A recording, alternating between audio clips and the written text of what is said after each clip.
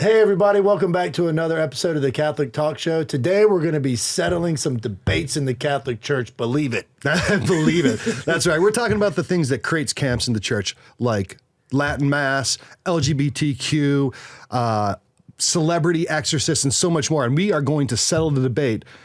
And Kyle's going to be the tiebreaker. Yeah, I hope nobody cares what I have to say. And, just going to listen anyways. All right, Kyle. Very well said. Very well said. You're inspiring tremendous amounts of confidence in the audience and your ability to deliver cogent responses here. Yes. Okay. Yes. It's good to have you back. Yes. Thanks. Yeah, especially for an episode like this. Yeah. Now, the reality of the situation is that you're filling in for Father Michael because as a priest, being a priest comes first and being a podcaster comes second. Now, not for every priest, and we'll talk about that later, right? But he got called away to a hospital visit, so he went to do that, so we drafted Kyle in. I feel bad as kind of the host that he had to leave. No, But he hey, has look, to that do comes what he has first. to do. Now, look, if you're watching this, click the like and subscribe button. There's no debate around that. That's the easiest thing that you can do to help us reach more people. So click the button, make sure that whenever we release new content, you're getting notified. So, look, there's a lot of things going on in the church, and it creates these kind of black and white divides within the church. You're either this or you're that, and there's no in between. And that's kind of problematic because I think a lot of the cable news mentality has infiltrated into the church, the kind of left-right politic. This is particularly true in America, but it's true around the world as well. Yeah. And we're going to talk about some of those things because all of these issues, and you're probably you're going to either love us or hate us by the end of this episode. And there's probably not an in-between because you've been taught that everything is a binary response, right? And we're like, I think we're pretty balanced in the way we approach most of our topics, you know, and it doesn't provide an environment for clickbait, but it also talks things through. Yeah, you know? Chesterton would be proud of us. So, all right, this is the first one, and I think this one is on everyone's mind. It's the Latin Mass or traditional Catholicism. TLM, right? Are you on the team? Do you go to TLM? No, but you're, so that's one of the big divides in the church. Where do you guys fall on that? I think there's different levels of it, right? Like, I mean, just like with any situation or debate or whatever, you have your people on the far side that'll say, everything else is invalid, right? And they've almost schismed from the church, or they have, in fact.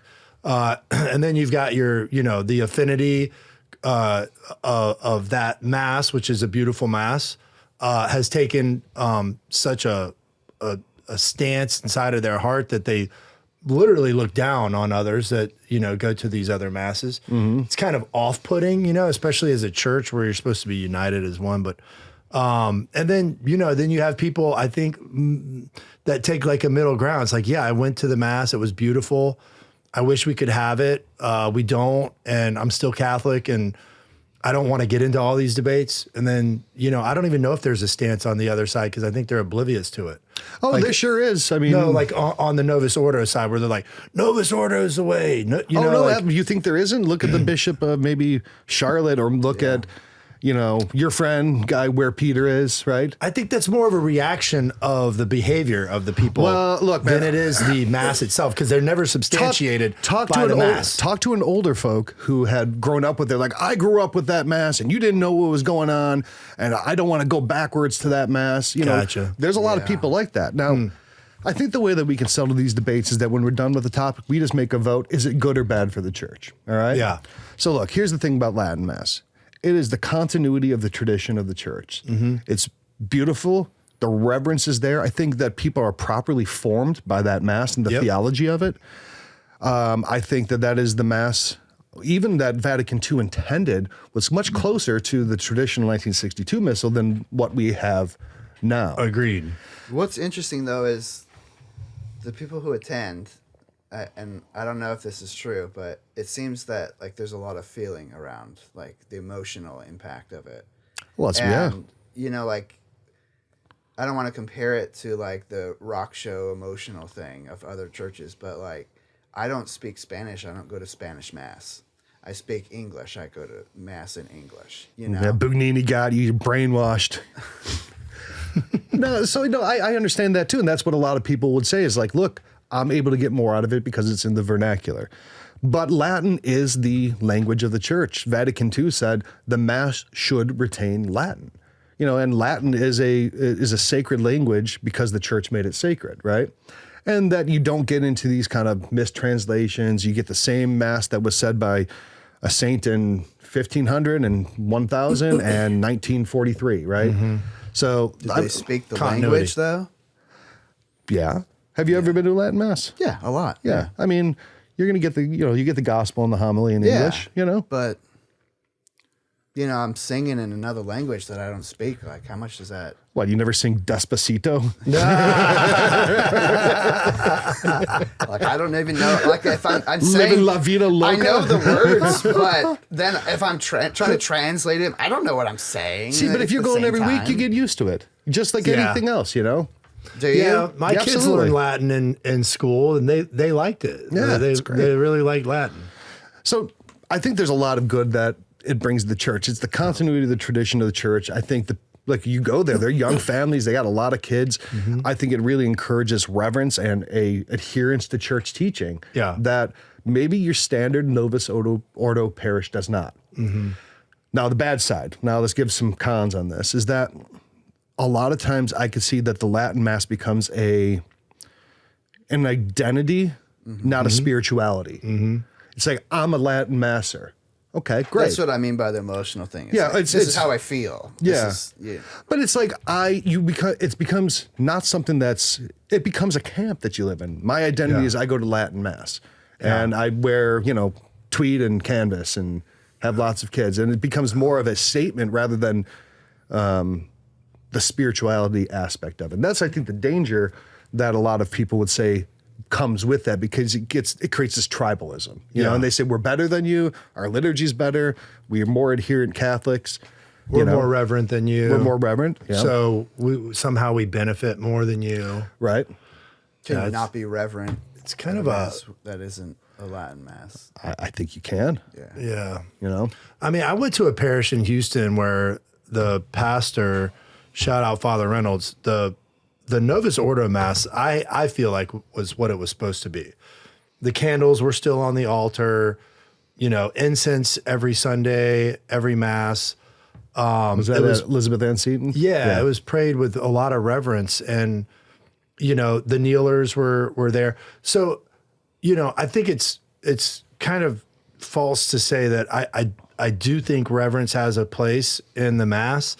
I do think our church has been highly irreverent in a lot of cases where music becomes a performance. I mean, we've talked about this a lot, and it becomes like twisted. The Novus Ordo became twisted into in some areas where it's very off-putting. I go to certain masses, I'll tell you, and I don't want to go because it's just like it's a distraction.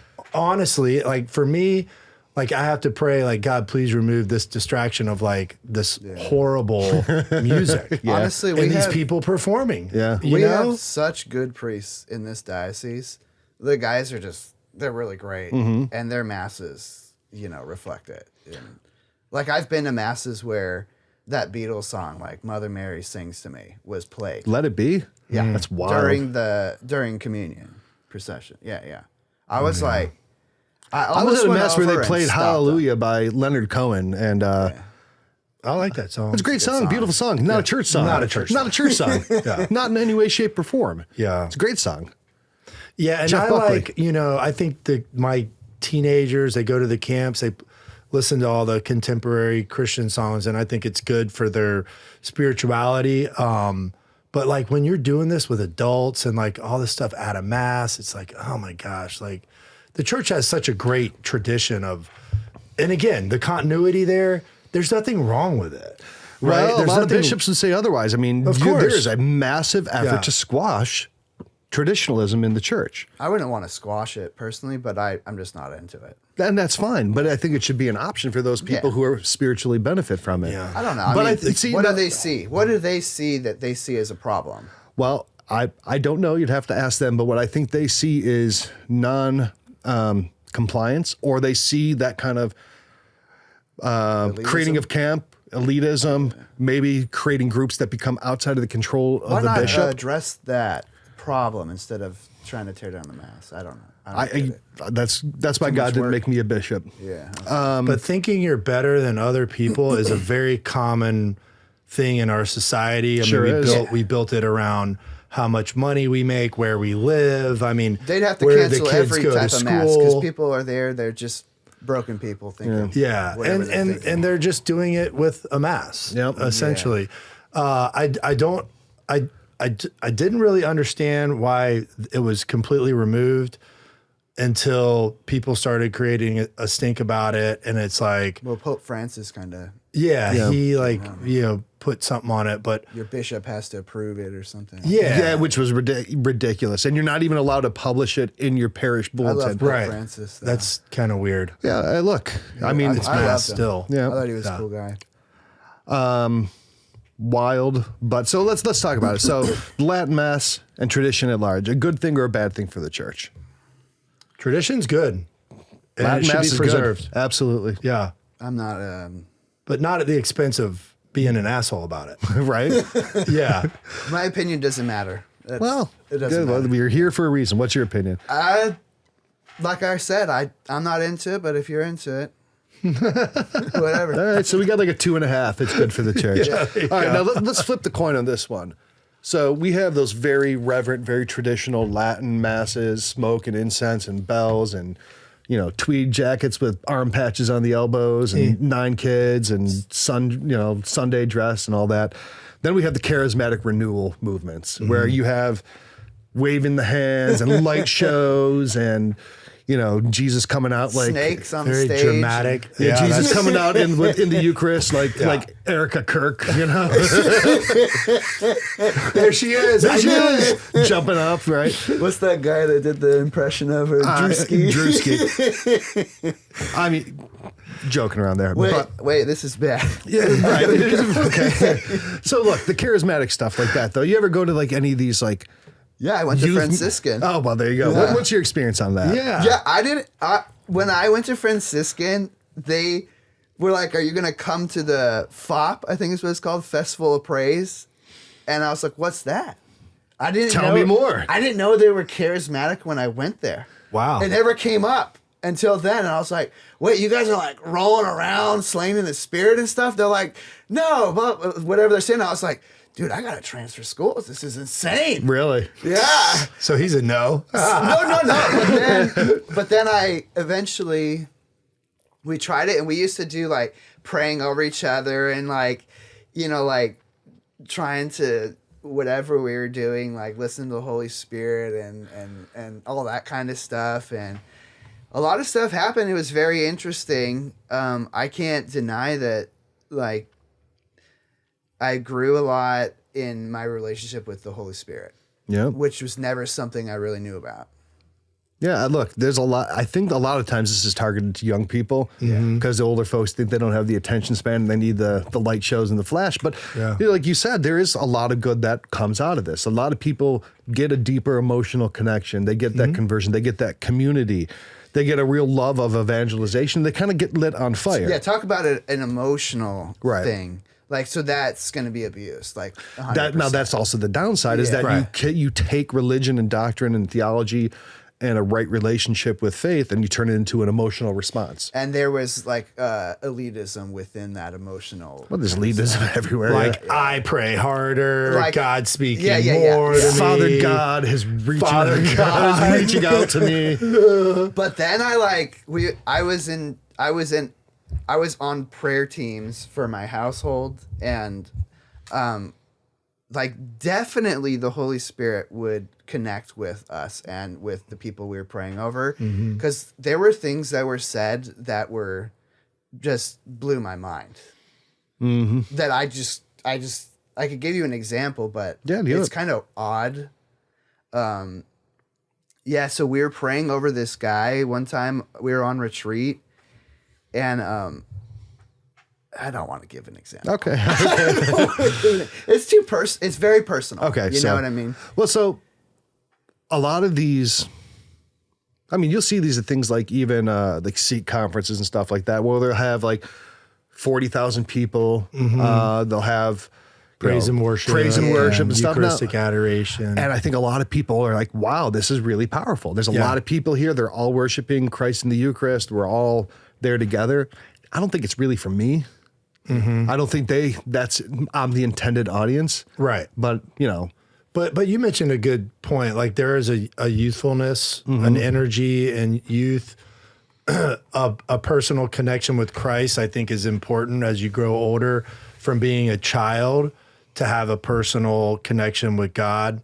But there's also a need for maturity. That doesn't mean you can't pray with passion and pour your heart out to God and have emotions because God gave us emotions. I do think that there is a level of maturity that, you know, sometimes the environment doesn't provide for that possibly. Right. There's like when you have rave music at like World Youth Day, maybe you're starting to cross the line a little bit. If the whole church was it more, depends. Europe is a little different with that kind of stuff. If the whole church, like our culture, the church was about fostering a relationship with the Holy Spirit, and then you had examples within the community of how to be mature with that, that would be a very, very good thing. Sure. We just don't have that culture, though. Two experiences with leadership in charismatic communities.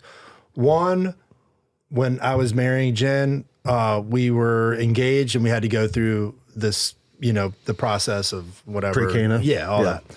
And so we showed up and this guy was in charge and he said it was the devil. And I'm like, no, it's actually not the devil. Like, how could you... Said what was the devil? Well, the devil was we weren't going to this group anymore. And it was because we were preparing for marriage and our, you know, so just like the normal rational sense of the devil, right? But it's being woven into like, are you coming to this group and raising your hands to me? Are you falling over when I'm touching your head? You're not doing this right. Yeah. Like those kind of things were there. Oh, no thanks. And I found out later this guy was kicked out of the Archdiocese of DC for putting people together for marriage. So there was a certain level of control with the emotion there. Then the other side of it is my one of my formation advisors, Dr. Raza, wonderful lady. I had no idea she was charismatic. She invited me to this thing. She spoke at this thing. They were all adults doing charismatic, renewal, whatever, what have you. Afterwards, they all prayed over me. I had a out-of-body experience. None of it was mature.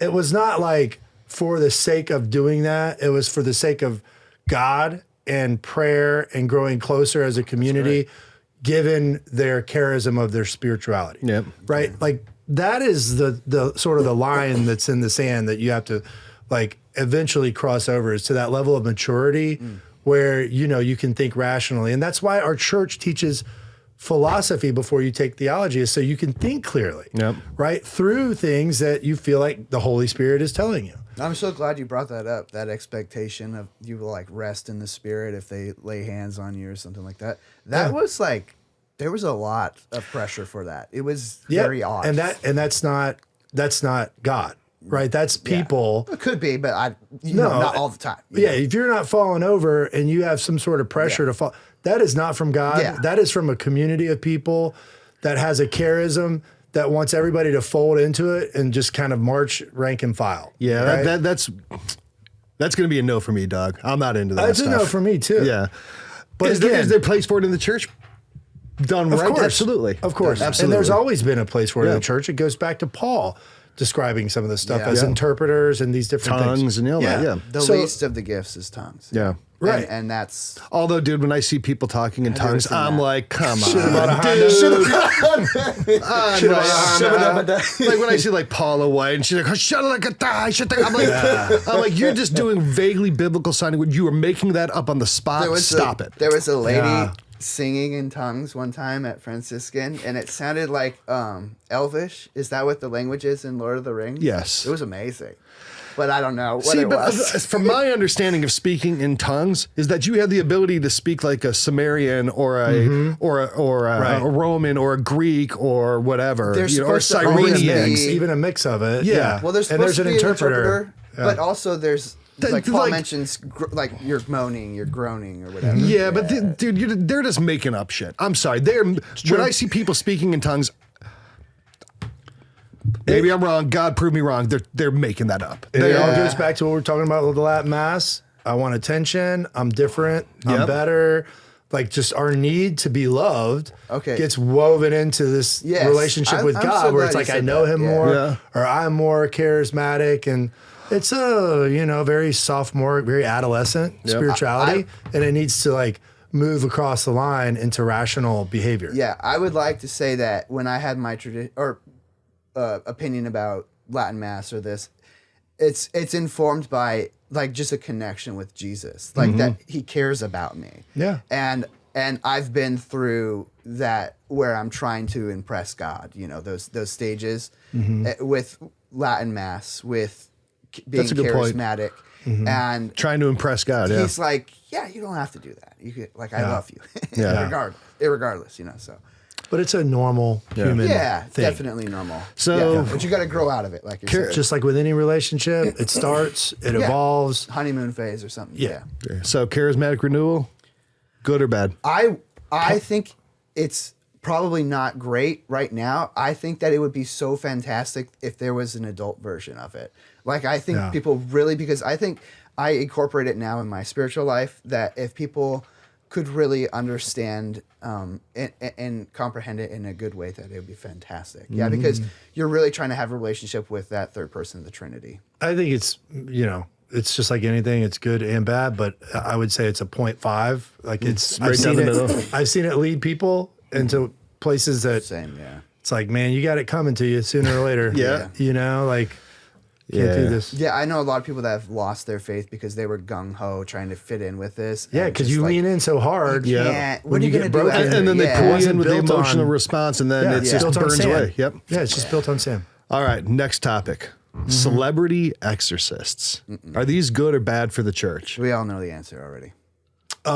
Depending on what you mean by celebrity, if it's to seek attention, obviously not good, especially since well-known exorcists who go on to multiple podcasts and talk about exorcism and the battling of dark spirits. Dark spirits hate, run, flee from humility.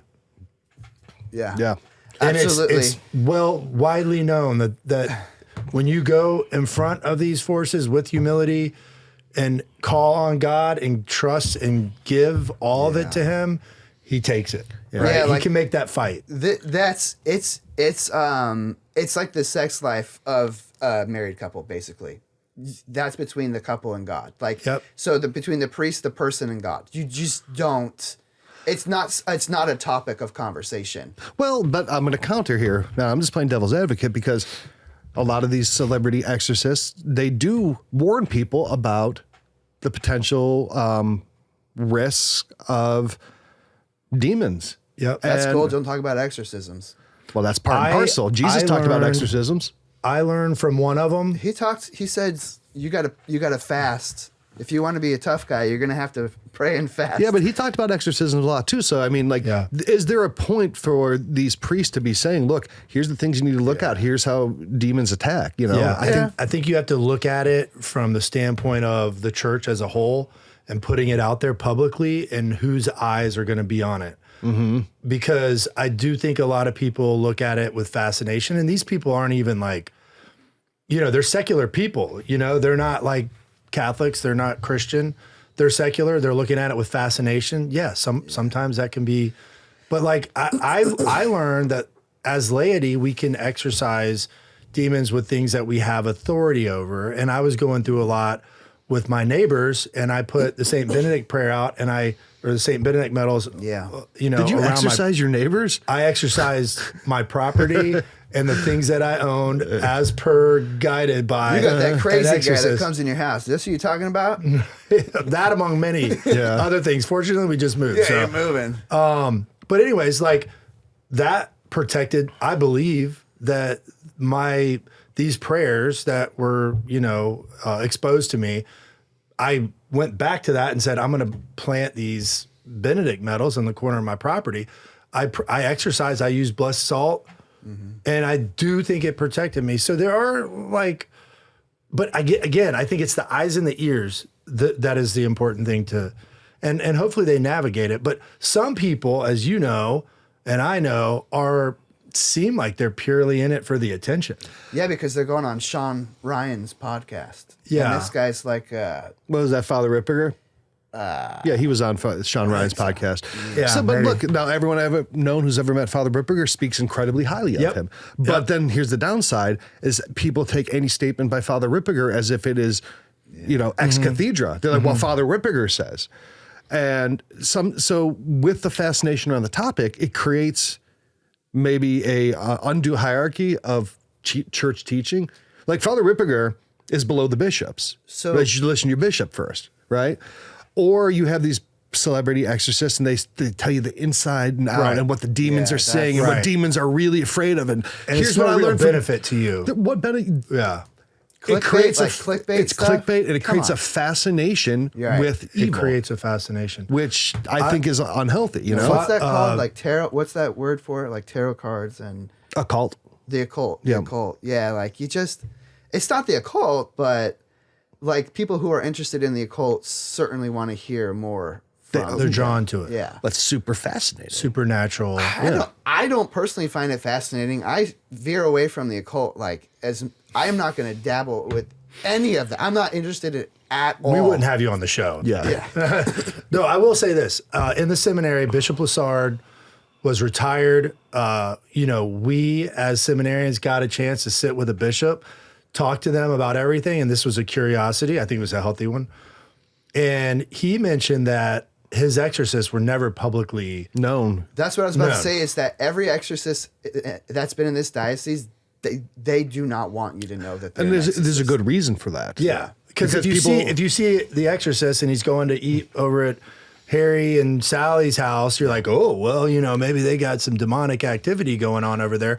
You got that. You also got people attack them either physically or spiritually too. Yeah. So anyways, talking to this guy, he sets it out, and he mentioned on several occasions when there was a case that he assigned an exorcist to, the demon would leave, or whatever infestation was occurring. As soon with as the they case, know it's coming, they would be gone. So, and again, humility destroys. In the face of humility, demons have nothing to stand on with their power. The primary sin of demons is pride. Right. And the antidote to pride is humility. Mm-hmm. And Mary. Yep. So celebrity exorcists, I'm really kind of torn on this one.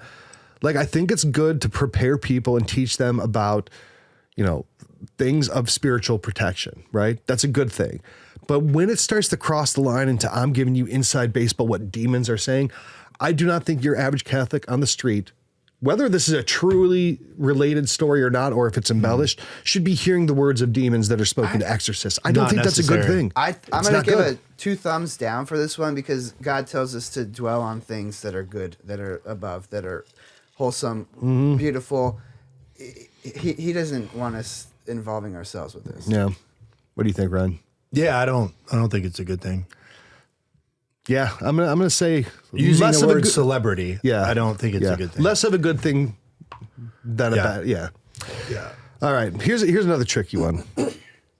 This is a very hot topic in the church and in culture at large, and that is LGBTQ ministries within the church. A lot of people watching this are going to be like, absolutely not. Father James Martin, what a heretic. How come the Latin Mass is suppressed, but this guy's meeting with the Pope? How come they have, gay pride masses or something like that in New York, but we can't have, this or that, right? But then there's also the flip side of it, which is hard for dudes like us to understand, is that there's gay people out there and that these ministries try to bring them closer to Jesus Christ. Yeah. So the problems are that sometimes these ministries can create ambiguous language that almost seeks to permit. Yeah. They're like, no, let's kind of bend the rules and bend the language. That way you come back. Yeah, I have a gay neighbor that I spend a lot of time with, and he was raised Catholic. He's Polish, and he's come up with his own spirituality now. Right. And it's kind of wishy-washy, the philosophies kind of, sometimes I press him on it. So, I like if there were a great community for him, they'd be like, hey, come check this out. Like I would, like if it weren't perfect, I'm not going to complain about it as long as it's there for them. I think it's like hate the sin, not the sinner. Right. But I also think that just with any sin, there's something in the background. There's something that is driving you beyond this identity that you have, coalesce with, or there's something behind the fact that you have these intentions, this desire to be loved, this desire to be seen. All these things come from somewhere that's broken, right? And helping people identify what that is and healing there, that's what Christ does. He heals us, right? So opening this up and leading people to a process of healing or understanding that this is where God wants to fit in your life, I think is a good thing. When you parade yourself as somebody who reaches out to these communities and is engaged in these communities for the purpose of the church, relating to these communities, that's a good thing. Where is it leading, right? Like, it's like, where is it going? It's like with my kids, I'm like, who you hang out with is a very important decision that you make in your life right now. It could have, I think that's a good point, is that, okay, look, it's good that the church has a ministry to all types of people, right? Well, but we don't really have them. Like James Martin has it. Like, well, there was one in Florida, but they're kind of rare. Most dioceses have some sort of outreach to LGBTQ I just want to say, people. every time I mention the faith to this person, it's immediately the conversation is like, but the church just condemns me, like, as a person. There's outright, a saying and when, tells me that I'm wrong, that I'm bad, that I'm disordered, and it's like, So then when you have James Martin, he's trying to finagle with that. It's so complicated. Yeah, and I think the problem is that right there is that in your compassion or desire to reach out to people, you start to make concessions. You start to make, you start to use more ambiguous language to welcome people in. Yeah. Now, the intention there is good, but then it creates confusion. Yeah. And then once their confusion's there, then they think that things are listened, and then they start to put more pressure on the church to change. And that's when we start seeing these reasons or these movements to say, well, we need to have this or that. Yeah. Now, one of the things I think like having a youth ministry, and then you have all the pizza and the pie and the music, but you don't have any teaching going on. Right. but here's the thing I think that confuses a lot of people, right? Is that, okay, we have these ministries to people of this orientation, and it's celebrated, and we talk about the great contributions that they make to the church, and oftentimes they do. There's a lot of people who have that particular challenge that contribute great things to the church, but you don't see it with other sins.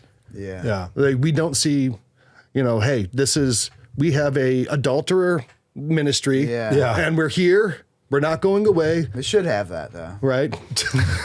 I don't know, man. I mean, that's not too. They have, I think that should be done in private. Catholics in recovery, they've got it for alcoholics or drug and that's addicts, not to whatever. equate adultery with same-sex relationships. It's not to equate them, but that's how I think people who are in the same-sex relationship world have to understand that people who are not view it as, right? Yeah. So there's two sides to this, It's always good to have compassion towards every people. Jesus Christ would absolutely show compassion to every single person, and he did so to the death on the cross. Yeah. And I think the church has to do that. But then the balance is not creating ambiguity and making something that is sinful and has always been considered sinful look okay just to try to get people back indoors. Yeah, it's shifting your identity from this group into, okay, your identity is in God as a child. Yeah. Yes. And healing is our primary common focus as we do this. I mean, he's given us all these tools in himself to do that. So I think when you get too caught up in the identity side of it, then, you don't have that's our culture, though. Yeah. No, I know. We all run in camps and in tribes, and we're right, you're wrong. I mean, that's kind of the whole theme of this episode is everything is about tribalism, Yeah. And really our core identity is a child of God, loved and created by God with intention. I'll give you an example. I got this guy from Lebanon in my parish, wonderful human being. And, of course I'm seeing all this. He's a gay, charismatic Latin mess guy. Okay, got him. But he's all of them. He's the trifecta. Yeah, but this Israel thing, it's denounce Israel, Israel, Palestine, all this stuff. And I'm like, I'm going to go talk to a guy that like lived there his whole life, who still has family there in Beirut, right? Like, and who's deeply Christian. Yeah. And I'm like, what's going on? Is Israel like, is this war? And he's like, if Israel was not there, the regime that's currently in place would kill all of us. Hezbollah? Yeah. Yeah. So, but that's different. Like, you're getting this perspective, and Kill all the Christians. They would kill all the Christians. Yeah. That as soon as they leave, the forest would be, vacuumed into the It's Hezbollah. almost like most things in this world have nuance and depth of understanding that we don't want to deal with in the modern want to world. deal with it. It's too much time. It's too much time. Too much sacrifice. I think about it a lot. Well, That's why you're on the show, man. That's right. That's why we brought you You in. think about it a lot. I just want to say for Father James Martin, you mentioned ambiguity with his ministry potentially. But how much have you read of what he said? Right. I read it. Okay. Yeah. I do like it. I have not read it, so I don't haven't make read any. his- Yeah, and I don't either. Yeah. But we condemn him for the ambiguity. He's like, that's a rough, that barrier for entry is pretty rough. Like I was saying, Yeah. my neighbor's like, you guys hate me, basically. That's a And tough place to he's- minister. He's trying to do it. We should probably be praying for him 100%. lot more. Right. Even if he is ambiguous and not doing it, Well, great. could you But that takes time but and sacrifice. he's Yeah. trying, so we should pray for him. Yeah. Imagine 100 years ago or 200 years ago, people were ministering to Native Americans. People were ministering to African Americans or former Mayans. slaves. People who were ministering to the Irish. Oh my gosh, the Irish? Are you kidding me? We don't hire Irish around here. So, I mean, there's... Be okay with the messiness. I'm okay with it. Yeah. messy. We're even if we're Catholics now, it's messy. It's messy. And the danger with those things is ambiguity. But, I mean, all people need to hear the message of Christ. So, All right, so final assessment. LGBTQ ministries in the church, are they good or bad? My opinion doesn't matter. Good. Good? Good, yeah, good. I hope that they would be good. I hope that they'll be blessed. I think that's the same opinion that I've had on everything, is that there's good and bad for them. They're needed, but they need to be done right. So, all right, here's an easy one. We've had some really difficult topics here. This is a really easy one. Is this next thing good or bad for the church? And that is the app Hallow. Ding, ding, ding, ding, ding. We have a winner. 100% good. I don't think there's any debate around it. Hallow is doing amazing things by bringing technology and prayer together and allowing people to carry prayer with them everywhere they go. I mean, millions of people are using this app to discover the tradition of prayer in the church. They have night prayers and morning prayers. They have the rosary. They have daily Bible. You can listen to the Catholic Talk Show on their podcast section. They have children's content, sacred music, sleep music. They have all sorts of challenges. This summer, they're going to be doing the St. Michael's Lent. They always have different challenges around Bible study. They have people like Father Mike Schmitz, and they have people like Jeff Cavins and Gwen Stefani and Chris Pratt. and Jonathan Rumi and Bishop Barron. Billions of prayers have been Billions said. of prayers have been said. It's good for the church. I think it's good for the church. Anytime you can use the latest technology and use it to bring more people to prayer, that's good. And if you want to see how good it is, you can go to CatholicTalkShow.com/Hallow and download it and get a free trial. And then you can be the judge of whether or not it's good. And I'm pretty sure you're going to find it's good. So again, that's CatholicTalkShow.com/Hallow. Nobody asked you, Kyle. No one asked you. This one was not up for debate. Now, another thing that I'm very confident is good for the church, and that is a group that we've worked with a long time, and that is Select International. Select International does amazing things around bringing people to sacred sites all around the world. They've been leading and helping people organize pilgrimages for over 40 years. And when we ever go on pilgrimages, we use them. Yep. You know, all the people over there, Adita and Matt, they're just wonderful people. And they make sure that they are faith-filled, tightly run pilgrimages.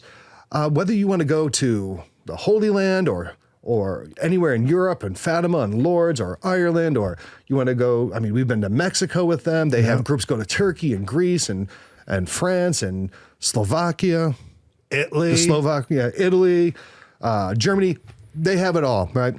And Cruises. I mean, everything. tons of cool stuff. And Been around a long they time. do it all for you. So look, if you are, somebody in your parish or a priest, and you want to lead a pilgrimage in your parish, call Select International. They will help you. They will find the right package for you. They'll put together the trip for you. They'll take care of all the logistics so that you can show up and you can bring your group and you can go on one of these amazing life-changing experiences like we have. Yeah. And if you get sick of us while you're watching us, you can go with somebody else. Well, know? don't do that. Don't do that. We have more fun. But Select International, they make sure that they have daily mass included in all their pilgrimages. It's not just a trip. They're not just travel planners. They understand pilgrimages. So, look, if you want to offer a pilgrimage in your parish, go to catholictalkshow.com/select. Well, that'll get you in contact with them. You'll learn all the reasons that they are the best group to work with. And they work with everyone from the Catholic Talk Show and Father Mike Schmitz and Jeff Cavins and Father Leo and all these types of people lead their pilgrimages through Select for that reason. And also they have a foundation called Select to Give so that when you go on a pilgrimage, they take that money and they give portions of everything they earn back to the Christians in the Holy Land to help support them. Very important. Which is super important. So check that out, catholictalkshow.com/select. And speaking of going on a pilgrimage to them, we are going to Europe. We are doing an amazing Marian pilgrimage. We're going to 3 of the most important Marian apparition sites, Lourdes, Fatima, and Our Lady of the Pillar in Zaragoza. That's going to be October 5th through the 16th. And if you want to learn more about that trip and you want to reserve your spot, go to catholictalkshow.com/Mary. You can see the full itinerary. Sign up for that fast. Look, we got our last trip canceled because we were going to go to Israel. Right? So now, we are going to go and we're going to pray at all these major Marian apparitions in France, Spain, and Portugal, and we want you to join us. Make sure you go and check this out right now and reserve your spot. All right. Real quick, just 30 seconds. What's the Our Lady of the Pillar? I haven't heard of Our Lady of the Pillar. Awesome. It is the first Marian apparition in history. So in AD 40, when St. James... Was it an apparition or was it No. bilocation? Good distinction. Because it is probably a bilocation. Mary's really. bilocation. Yeah. So St. James was preaching in Spain in the city of Caesar Augusta. Oh, I've heard of this. Yeah. And he was that wasn't going well. And Mary appeared to him from Jerusalem on a pillar in this city and encouraged James. And, that community of Christians grew there. That pillar is still there, that spot that she appeared. It's incredible. It's incredible. I love that incredible. city. Yeah. That was my favorite. I mean, it's just amazing. But Yeah. Lourdes It's in Spain? Fatima. It's in Spain? That's in Lourdes and Fatima is that's in awesome, Spain. too. We're at in Spain. Zaragoza. Zaragoza, which is Leon. In Spain. Yeah. In Spain. In Spain. In Spain. Then we're going to Fatima and we're going to Lourdes. So, yeah. catch a football game while you're out there. Well, yeah. Actually, when I was out there, I got a bunch of their football team gear for Johnny. Yeah. It's like the Leon. Yeah. It's pretty cool. Yeah, Or that was Aragon. cool. Yeah. Yellow and blue, right? Black and yellow. Black and yellow. Black and yellow. So, look, here's some things in the church, and I think all of these things. Let's do a lightning round, okay? Of whether these things are good or bad for the church. Okay, ready? Synods. We have synods in dioceses. We have them in the church all across. Listening and getting opinions. Are they good or bad for the church? Good. No opinion? Whose opinions? Yeah. Everyone's opinions because, I think they're for Every listening. opinion doesn't matter. Yeah. Not to Kyle. They're not listening to Kyle's opinions. They're like, okay, well, here's the synod response form. Very nice. Very nice. Kyle, crumple, toss. We've got thousands of years of philosophy. What's your opinion? Catholic call-out channels. Those kinds of Twitter accounts or YouTube channels where they're just going out and they're finding every dirt or everything where a bishop does something wrong. They're like, this bishop. Or, No. Yeah, definitely no. No. Get alive. Well, But it's, hey, look, they also expose some scandals, earlier you were saying like, if you're doing like it's a celebrity thing, but like social media has kind of become like the everyday man's social media. Yeah. Like a celebrity can be a celebrity kind of deal. So. But I mean, there is channels who their sole goal is to go and find, like, I can't believe the bishop is doing this, or I can't believe this minister. They're just digging up the dirt of the church. Yeah. Put the bad stuff on. Do they talk about good stuff? Yeah. But I mean, on the upside, we find out about, and it causes pressure to change things that are untoward in the church. So there's some benefit to it. Man. I generally don't get down with that. Yeah, it's like watching Fox News or I mean, you CNN you can see there's a reason we've never really gotten into that. I mean, we get a lot more clicks. The church has ways to do that. Yeah. Without like posting stuff online. Yeah. So Catholic influences in general, you know? Yeah, I think it's a good thing. It's good. I like to see young people doing it, Yeah. sharing their faith, saying, "Hey, I'm Catholic." And I don't consider us influencers, but I know a kid in my parish that's sharing the gospel, and he was inspired by what we do. Yeah, I think you guys are. And I think he's doing it for the right reasons. You know, You guys definitely are it's all influencers. intent, right? It's like, what's your intention? You're not like the traditional influencer, but you're up here. Yeah. Saying, hey, you could be normal and Catholic. Yeah. Yeah. Hey, I like how you put "hey" in there. Hey. You too could be normal. Catholic. You too could be a normal Catholic. All right, the new Ultramontanism. So Ultramontanism is where any statement by the Pope is just boom, that's defines the teaching of the church. No. And I think a lot of people in today's world, they're like, well, the Pope said this, so that is now the official teaching of the church. And you'll see things like when they will give an answer in maybe an interview saying, well, the death penalty is no longer illicit, or Burger King's better than McDonald's. which I would probably agree with. I hate McDonald's. I do too. McDonald's. Ugh. Anyway, I think the bigger issue is it The Pope good. needs to clarify that. No. Well, when he's in America, he will. I bet He you. will, I guarantee, as an American Pope, he has an opinion on that. There is a trend among Catholics where they see the Pope talk about something that is not a doctrinal statement, is not intended as a teaching moment, and they say, "Well, the Pope said that, so that is Church teaching. Church Well, teaching." do they actually believe it, or are they just trying to like rub our nose in something? Sounds Protestant to me. Yeah. Well, I mean, I know like people believe stuff they read online for some reason, Yeah. but I don't get it. All right. Anything else you guys want to cover? Is the Catholic No. talk show good or bad for the church? Good. Bad. I hope it's good. Garbage. The goal is Delete to it. be good. Kyle, we didn't ask you. Well, look, if you think the Catholic talk show is good for the church, you can show that by one of two ways. You can click the like and subscribe button. That's the easiest way to give your vote, say that we're doing an all right job. And if you think we're really great, you can go to CatholicTalkShow.com/Patreon, and you can give us a tiny little bit of a donation to help support us so that we can continue doing this and continue being not celebrity influencers, not LGBTQ ministry, not really traditionalist, not really charismatic. We're not online exorcists. Zaragoza loving. So at CatholicTalkShow.com/Patreon, see all the different tiers, and we really appreciate it. So fun episode. I have one more. What's that? Yeah, I'm gonna ask for Ryan. Is eating Mexican food good for you when you have food poisoning or bad? It's bad. Bad. Very bad. Wow. Thanks for bringing that up. Yeah. Well, we're clear from that this session, so we're gonna. I be just good. got a broken rib this time. Oh, broken rib. Yeah. Dude, you are a traumedy. I am. Which is like a tragic comedy at all times. I think God's just like, dude, purgatory's not big enough for you. Like, I'm going to have to start this process a lot earlier. You should have just known like addicts are not for me. Yeah. Yeah. Hire someone. All right. So, hey, put your opinion on whether you think these things that we talked about are good or bad for the church, or if we handle this in a proper, nuanced way. Yep. We appreciate you watching. Check out Hallow. Check out Select International. Support us on Patreon. Click like and subscribe. Go with us on a pilgrimage. Go with us on a pilgrimage. We got a lot of things you can do with it. Do it.